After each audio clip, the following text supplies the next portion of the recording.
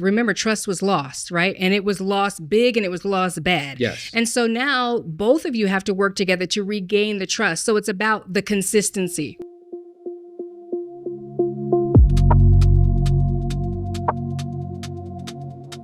Today, we're talking about the relapse, what it means, how to get back on track, and how not to lose yourself in the process. 3 questions, 1 topic, and real answers. Let's get into it. All right. Hasani, give me your hand. Let me show you something.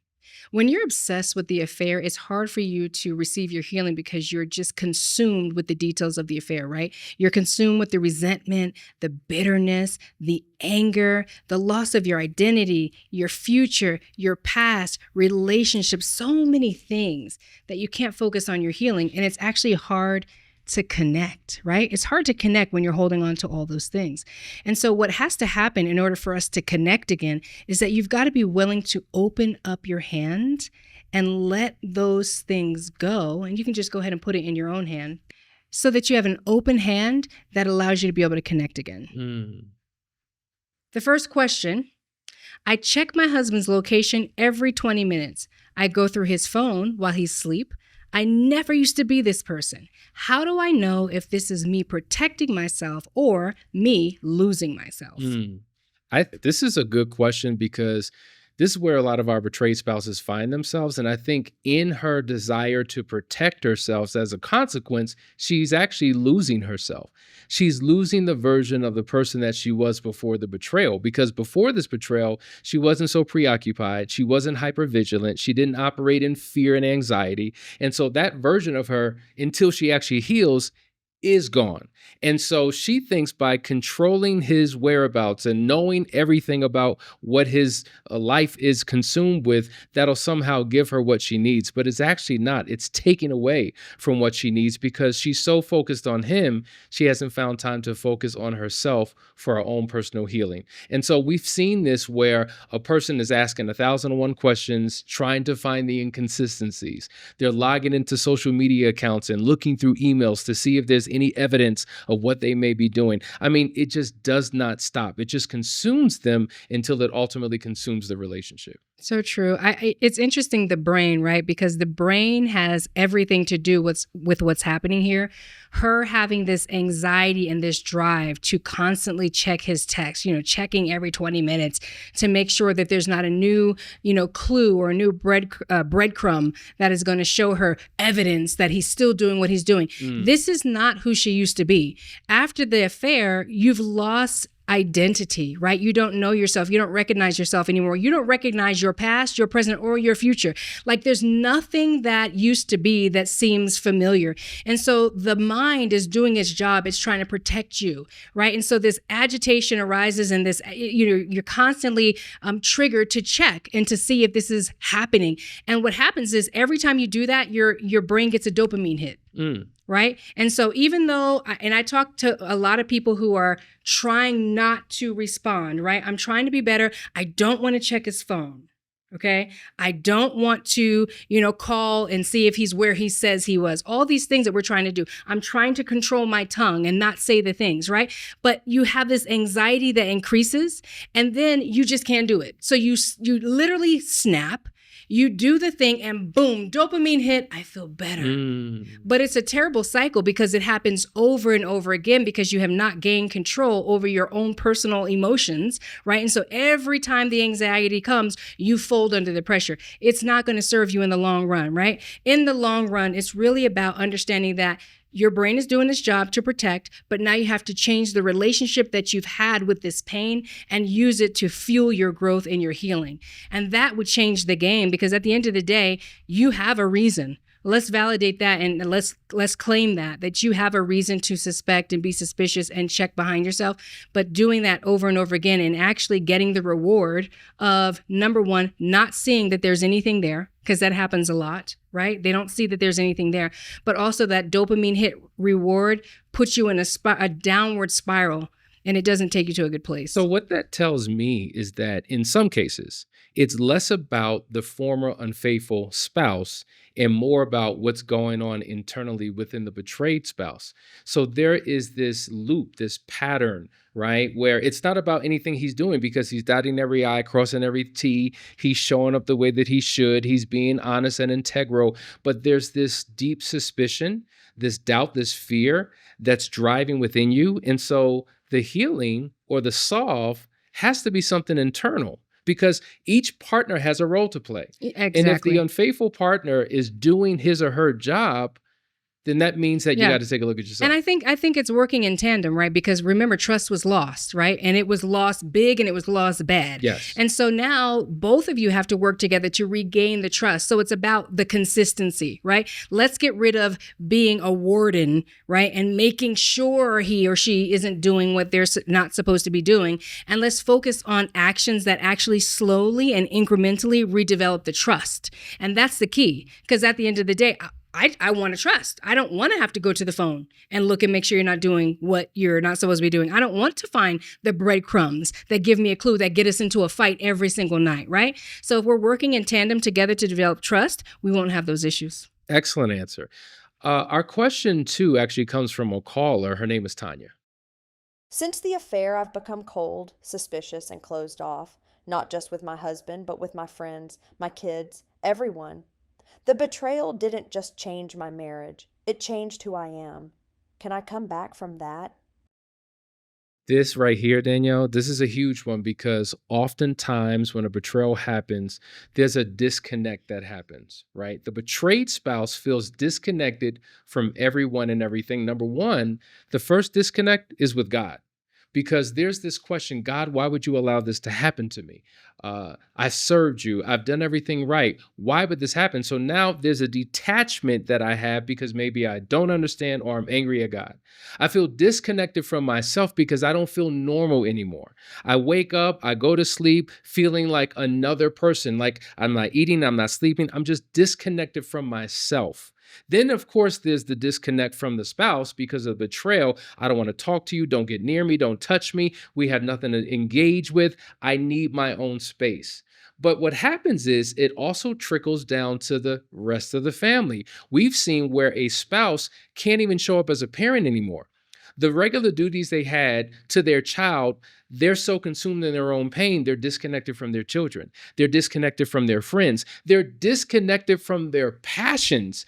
And so they live a very painful life waiting for healing, but yet are building so many barriers around themselves that prevent them from getting the healing that they need until they finally decide to get reconnected. Man, there's so much shame involved too, because, when it comes to disconnecting from friends and family, right? They had really not much to do with it in some cases. There have been cases where they had something to do with it and you find out a friend or a family member did know about it.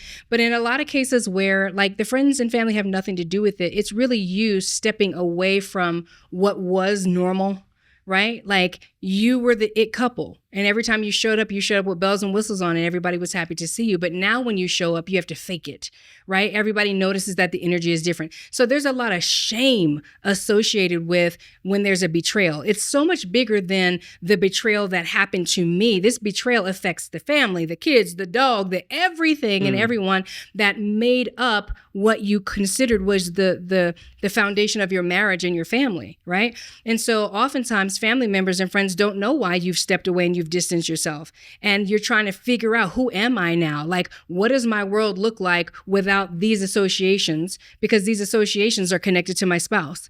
What does my world look like where I can't bring my spouse around my parents anymore because my parents think he's perfect? They can't, they love everything that he says and everything that he does. And I know the real him. So it's really a tough place. But the reality is that healing is never linear. It always is up and down and up and down. And maybe it's up, and then maybe down. And you're kind of going up. It's kind of like what the dollar's doing right now. Like the dollar's going up and down, And so ultimately you have to get on a path of recovery that supports the healing and helps you to restore all of the different factions of your life, right? We're not just living this life solo. We're a couple, but I'm an individual. Yeah. I'm also a daughter. I'm also a mother. I'm also an employee. I'm also a friend. There's so many areas of our lives that have to be put back together that I don't think get enough attention after an affair, that if we focused on those pieces, maybe we can slowly bring people back in a place that's healthy. We talk about this all the time. It's not a good idea to go blabbing your mouth and telling your friends and your family and your kids everything that happened in the affair. Sometimes it's actually healthy to step away for a moment to figure out a game plan. Yes. Right? But until you do that and you have the support to do that, maybe it's about getting a great team, getting into some good counseling that can support you in putting the marriage and the family and the life back together. That's a powerful answer. And I would imagine that there are some of you who are watching right now who find yourself in that same situation. You're looking for help. Maybe your spouse is not interested in joining a process with you.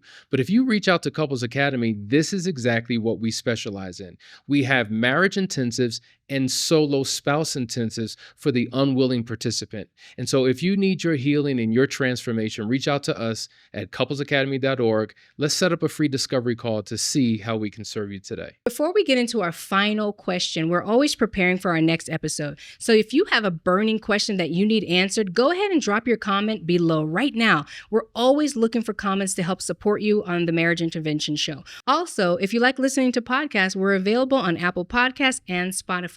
Check us out on all streaming networks. All right, so this is our final question, and it's really a good one.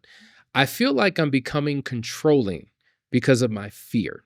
How do I protect myself without becoming someone I don't like? Yeah, that's a really, really good question. I want to address the fear part of it because, fear is typically false evidence appearing real, but you have something really solid and grounded to be fearful about, like something actually really happened to you. And so it's natural, right, for us to want to protect ourselves. Like if you ever have been in a changing room and somebody opens up the curtain on you, the first thing you do is you cover yourself, right? You protect yourself. If you hear a bomb or some shots or something or noises that sound like that, the first thing you do is you take cover, you jump on the ground, you try to protect yourself. Even if you're playing hide and go seek as a kid, right? The last thing you want is to hide with somebody that's noisy and talking because you don't want to get caught because you're trying to protect yourself. So it's natural and it's something that's ingrained in us to protect ourselves. And it's unfortunate when we have to protect ourselves from somebody that we love. Right? That's the part that really hurts. And so when it comes to not becoming somebody that you don't like, I think it's about protecting yourself from uncertainties because there are uncertainties. And if you haven't gone through a process with your spouse to close those gaps, you're always going to be second guessing. You're always going to be living in a space where, you're waiting for the shoe to drop. A lot of people go through some kind of an affair crisis. And because they didn't know what to do, they did nothing at all, right? Maybe they tried to forgive and move on by themselves, but they haven't had a full discussion. They haven't had a full disclosure. They don't know if the affair ended or not. They're just trying to get along and move on. And that's not the way to protect yourself from becoming somebody that you don't like, because at the end of the day, you're going to constantly be resentful. Frustration is going to increase because you've never come to any form of closure. Yeah. Here's the reality, Danielle. As I've said before, protection and self-preservation typically doesn't work when you're trying to bring about healing in a relationship because it's the very opposite of intimacy, because intimacy represents closeness, protection represents some form of distance. But as a knee-jerk reaction, I get it because I've been harmed, I've been in danger, and I'm trying to protect myself from that danger. But I think what's interesting about a question, she says, I feel like I'm becoming controlling. And most people try to protect themselves by controlling their spouse, controlling their environment. And I think that that's a huge wake-up call, an aha moment for the betrayed spouse, because overwhelmingly, most will plead their case to say that they're not controlling. And the fact of the matter is, controlling is a byproduct of being betrayed. Like I feel like I've lost control of my life. My life is spiraling out of control. And to get control back, I need to control everything around me. What happens is there's no control of oneself, right? My emotions, my thoughts, everything that I'm going through internally is difficult to control, but I'm going to control everybody else. So this is when we become preoccupied with the spouse. Well, what are you doing and who are you with and where you're at? And truthfully, there should be some accountability, because obviously they've done things that have compromised the integrity of the relationship. But what happens is over the course of time, a betrayed spouse will say, I just feel like all you do is control me. You're so controlling. No, I'm not. Yes, you are. No, I'm not. And it's this back and forth tug of war. And I think acknowledging that a lot of this protection is drenched in control is the first path to your personal healing and your breakthrough. Then it's like, okay, so now what do we need to do about it? I need to create protection and parameters from these behaviors ever happening again, while at the same time not trying to manipulate and control every decision that you make. Yeah, and that's a powerful point. And I also think that, at the end of the day, that person that's hurt, they're going to be wielding that control. It's going to be hard for them to let go because, they have been betrayed, right? But at some point, you've got to surrender that control to somebody else. Yes. Right? Because if you've been cracking the whip ever since the offense, right? Now your perspective is kind of skewed. You didn't even see maybe the progress that was being made because your view is focused on protecting yourself from this ever happening again, right? So really it's about moving into that surrender. And that's when you need to reach out to a couples academy and really find some support that can serve your marriage. Absolutely, without a shadow of a doubt. Now, if this episode hit home, we want you to subscribe. When we looked at the data, we realized that the majority of the people who watch our show are not subscribers. So if you're enjoying what you're hearing on a weekly basis, press that subscribe button so that you get notifications of when we go live. Also, if you have any questions, place them in the comment section. We read every single one of them, and we want to be able to give you what it is that you're searching for. See you next episode.